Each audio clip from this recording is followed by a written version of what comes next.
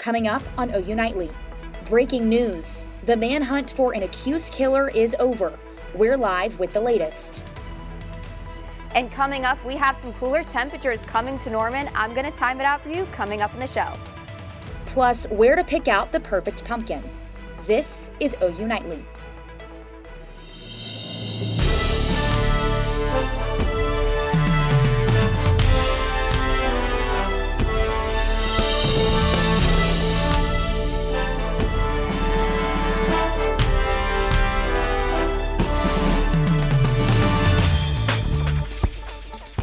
Thanks for watching OU Nightly. I'm Emily Faith. And I'm Kaylee Jo Hommel. We begin tonight with breaking news. The search for a man accused of shooting a Cleveland County deputy is over.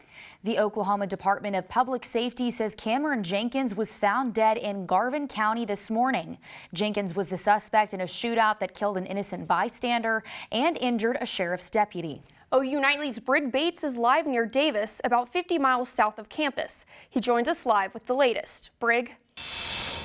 Yeah, and I'm standing alongside Rupee Road just off I-35. Right to the right, if you take a right down that road, the body was found of Cameron Jenkins, deceased. Oklahoma Highway Patrol and other agencies conducted a search this morning and ended up finding the body. Officer Jim Mollett explains how he conducted the search. Last night, with the help of OHP and the state marshals, we got together. We decided that we were going to do what we call a grid search, start all over. So we started in close to the scene, and we started doing these grid search in the morning. And like I said, the 6-day manhunt has come to an end. Oklahoma Highway Patrol and other agencies used dogs this morning to find the scent of the body, and it wouldn't have been found without it. The body was located in thick brush, and many people said they couldn't see it from the road or even in the field. The Oklahoma Bureau of Investigation has taken over the case, and they'll have more to follow. Back to you guys at the desk. Thanks, Brig. U.S. Secretary of State Anthony Blinken says he will travel to Israel Thursday as a sign of support. This is as the war rages on for its fourth day. President Biden confirmed that 14 Americans were killed and some are still being held hostage in Gaza. The White House says there are still 20 or more Americans unaccounted for in Israel. President Joe Biden calling the Hamas attack, quote, pure unadulterated evil. We must be crystal clear. We stand with Israel. The U.S. State Department says they are trying to encourage airlines to reopen travel in and out of Israel for Americans still wanting to leave the country. As the world watches the conflict unfold, we're watching the impact right here in Norman. OU Nightly's Morgan Martin joins us from the newsroom with how it's affecting the OU community. Now, the university says there are no OU students currently studying abroad in Israel, but there are many people on campus with strong connections. But again, this is just... I've been in tears a lot this past few days. Professor of history Ronnie Grinberg says it's devastating as attacks between Israel and Hamas continue into their fourth day. Grinberg says she's known the tension in Israel for years, but this is nothing she's seen before. This feels different and much bigger than something I've ever experienced. Some of Grinberg's family made it out just 12 hours before the attacks. Her mother still in Israel and sending updates when she can.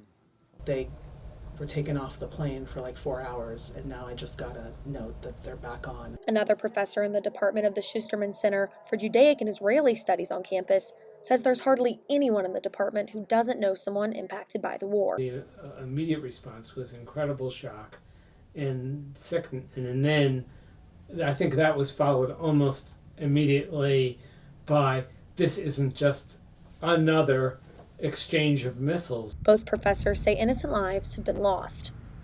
We can only hope and pray that they are not going to be massacred, but I don't know. Nobody does. Tomorrow, 2 Middle East experts will host an informational seminar for faculty and students who want to learn more about what's going on in Israel. In the newsroom, Morgan Martin, OU Nightly. Thanks, Morgan. Back here on campus, we're eyeing another fall cold front. OU Nightly meteorologist Lauren Brand joins us with a first look at the forecast. Lauren, please say we have a few days of warm weather before that happens. That is right. We've seen some pretty warm temperatures, especially today, but if you aren't a fan of these cooler temperatures, we could see a potential for that this upcoming week. But before I get to that later on, these current temperatures right now, we're sitting around 88 degrees here in Norman, 90 up in Emond, and then 89 up in Guyman. But these have also been fueling these allergies. So if you have the sniffles lately, that is why. And coming up in Maine weather, I'm going to be talking about these cooler temperatures. Thanks, Lauren. As House Republicans scramble to find a new Speaker of the House, Speaker candidate Jim Jordan just spoke to the media ahead of tonight's meeting. OU Nightly's Victoria Anderson has this update and the rest of today's headlines from the News Center. House Republicans are preparing for tonight's Speaker candidate forum. Candidate Jim Jordan announcing he will present plans to avoid a government shutdown, while candidate Steve Scalise continues to focus on funding resources at the border. Interim Speaker Patrick McHenry says they hope to have a new speaker by the end of the week. And federal prosecutors claim 25 witnesses withheld information in former President Donald Trump's election subversion probe, all citing attorney-client privilege. Prosecutors have not announced the names of the witnesses and have yet to reveal whether investigators were eventually able to overcome the privilege claims and receive the information. And in San Francisco, police shot and killed a driver after he crashed into a Chinese consulate. Police have not said whether the driver crashed on purpose, though witnesses claim the driver was making references to the Chinese Communist Party while fighting security after the impact. Authorities say no one in the consulate was hurt. And the American Red Cross is asking schools nationwide to bring back blood donation drives. They say a major amount of donors come directly from students. Kaylee, Joe, Emily. Thanks, Victoria. It's a bye week for Sooner football, so if you're looking for some weekend entertainment, the University Theater has you covered.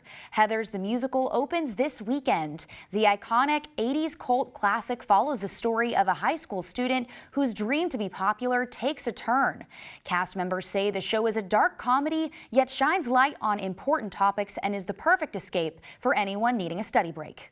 When I am feeling, like down or midterms or things are hard, it's like nice to have a little escape for a moment, or like go and watch some kind of other stimulation that's not a computer screen or studying or whatever, and listen to really fun music and funky dancing and, a good story.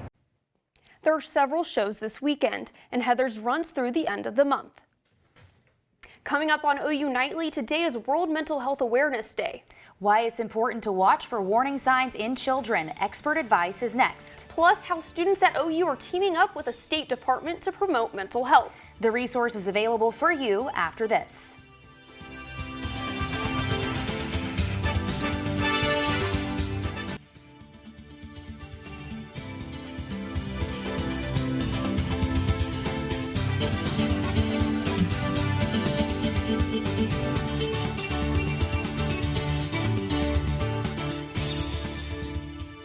Mental health, it's an issue impacting even the youngest Americans. In today's Health Minute, CNN's Mandy Gaither has more on how help can start out at home. It's a growing problem, a mental health crisis in the U.S., and young people aren't immune. For children, we really should be paying attention, not just when there's a concern or a crisis, but ahead of time. Pediatric psychologist Ariana Howitt is the executive clinical director of On Our Sleeves, a nationwide children's hospital initiative aimed at promoting children's mental health and wellness. She says that starts with caregivers having open-ended conversations with the child. Talk about your hard days, talk about your hard emotions and what you're doing to cope with those. Social connections are critical, so Howitt says encouraging kids to have healthy friendships and join in extracurricular activities can also promote mental wellness. If a child feels like they're included and they're connected and they're a part of their community, their schools, their home environment, that they are more likely to be mentally well or handle stress better. For Health Minute, I'm Mandy Gaither. Doctors say mental health issues usually start around age 14, but in recent years, even younger children are experiencing them. And here on campus at Gaylord College, the advertising agency Lindsay & Asp is partnering with the Oklahoma Department of Mental Health and Substance Abuse Services. So where we come in as a youth culture agency is helping brands and organizations better connect with the youth of today. Throughout the day, the agency passed out stickers, coffee, and shared mental health resources with students. There were t-shirts and posters around the Gaylord College for students to pick up and see. The next time the two work together will be during Dead Week. Coming up on OU Nightly, the leaves are falling and sweater weather is here. We'll tell you about a way to escape the city and celebrate the season up next. That's right. If you want to head out to the pumpkin patch later on this week, we do have some cooler temperatures. I have the details coming up.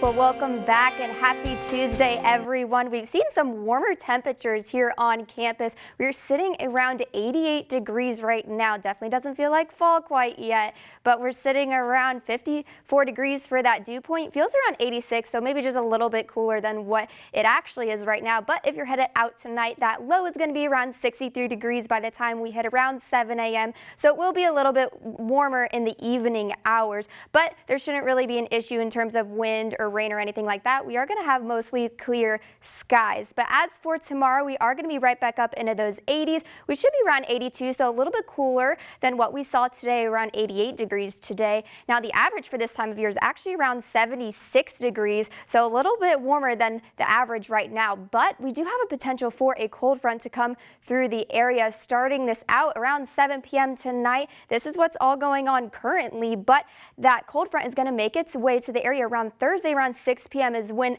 that cold front should arrive here in Norman, and we should start to see those cooler temperatures behind that, and we could see some potential showers in the area as well. Now for Saturday, we do have a chance to see a partial eclipse here in Norman. Yes, I said that right. Here in Norman, we have a chance to see 70 to 80% coverage right here. Now the line of path for this is really going to be crossing over Oregon, Nevada, Utah, New Mexico, and Texas. 80% coverage, just a little bit north than that. But the difference is we aren't really going to be seeing full coverage. So this is called the Ring of Fire. So we're going to see just a little bit of this red outline around the moon. Now, next year, we could see the possibility of seeing a total eclipse, which is when we're going to see that full coverage of the moon covering the sun. Now for your 7-day forecast, we are going to be in those 80s for quite a while until that cold front comes right on through, and we could see a possibility of seeing some of those showers come through the area. Now there is a possibility of some stronger showers overnight in terms of it being scattered. But as we make our way through the weekend, we are going to be in the 60s, so definitely going to start cooling down just a little bit, and that's going to be around 65 degrees on Saturday and Sunday as well. So those cooler temperatures are definitely going to stick around for definitely a few days, and we are going to be having some clear skies along with that as well. But we are going to be having some cooler temperatures for this eclipse that's going to be coming up this weekend, so hopefully everybody is nice and prepared for that as well. Yeah, Lauren, what are those best tips for us to view that eclipse? Yeah, definitely. You want to make sure that you have those safety glasses on, because obviously you cannot look at the sun directly, but we are going to be having some pretty pleasant temperatures, and the sky should be nice and clear to be able to view this as well. So it's going to be a great event. I know, solar eclipse and great weather along with it. Perfect night. Perfect weather. Well, as this weather cools down, fall fun is picking up, and for lots of us, that means a trip to the pumpkin patch. OU Nightly's Liv Walbeck shows us how one family business is bringing people together this season. Alpacas, ponies, and goats. What sounds like your average petting zoo offers visitors so much more this time of year. Paula Parkhurst, otherwise known as Granny P, has had her pumpkin patch up and running for more than 20 years. This OKC Metro favorite is officially open for this season and known to many as an escape from the hustle and bustle of city life. When I do go into town, as we say, you really are very much aware of the traffic noise and things. It's very peaceful out here. And just the scenery, just to look at all of this, the flowers, the trees, the animals, it's just really a place of peace. Whether you need need some fresh air, a way to get into the fall spirit, or maybe your perfect jack-o'-lantern, Parkhurst Ranch has you and your families covered. Priding itself as a low-tech, high-fun family place, this pumpkin patch aims to celebrate families and bring communities together by not stressing the little things. Not making such a big deal of something that's so little, because so many things happen out here. Year after year, Parkhurst Ranch is an Oklahoma staple and a positive reminder to enjoy the holidays with a breath of fresh air and your loved ones near. For OU Nightly, I'm Liv Walbeck. If you'd like to pay this pumpkin patch a visit, it's located at 720 South Henny Road in Arcadia near Edmond. Today, the OU football team started their bye week by helping others. The team spent their day building bunk beds for foster children here in Norman. Coming up, OU Nightly's Darby McCormick has more on how the team is feeling about the off week. Even though OU football is coming off of a big win, there are losses to the roster. More information on injuries and who won't be coming back this season next in sports.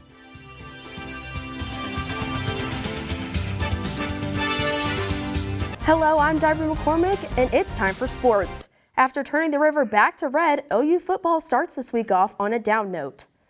Brent Venables announced major changes to OU's offense this week with Andrel Anthony's season-ending knee surgery.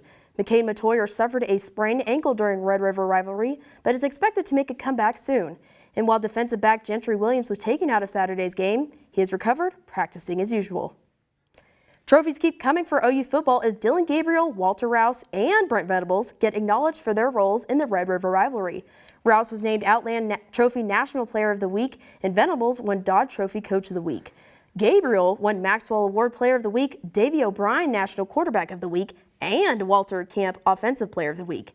He is the first Sooner to throw at least 250 yards and rush for over 100 yards during the Texas game. Now that Sooners are 6-0 and going into a bye week, what are in the cards to keep the momentum going? Brent Venables lists the outstanding things he hopes to enforce on Team 129 to keep them on their toes. We want to build a program on that.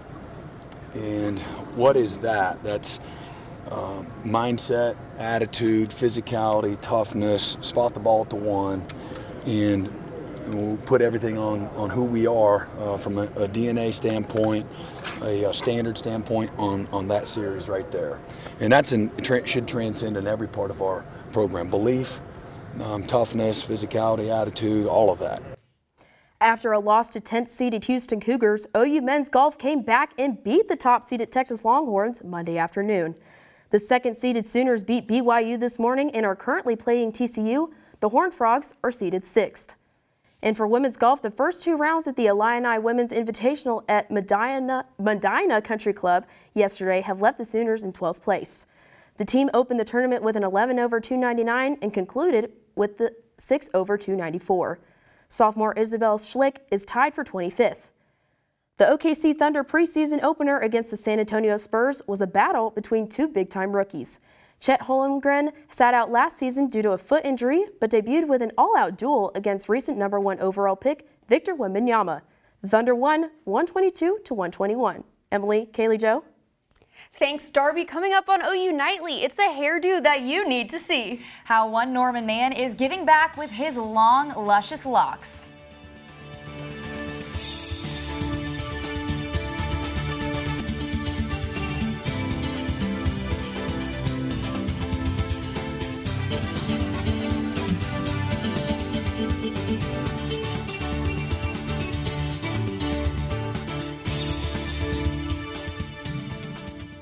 I'm Abby Hollinsworth at the OU Nightly Update Desk.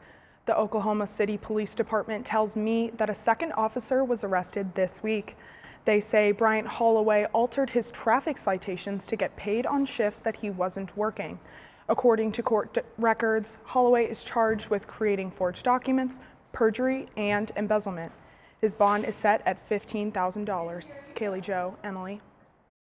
Thanks, Abby. It's business in the front and party in the back. A Norman native is giving back by showing off his luscious locks. Kyle Lytle started growing a mullet in June of 2020 and is now a top 25 contender in the 2023 main event, a nationwide contest for the best mullet.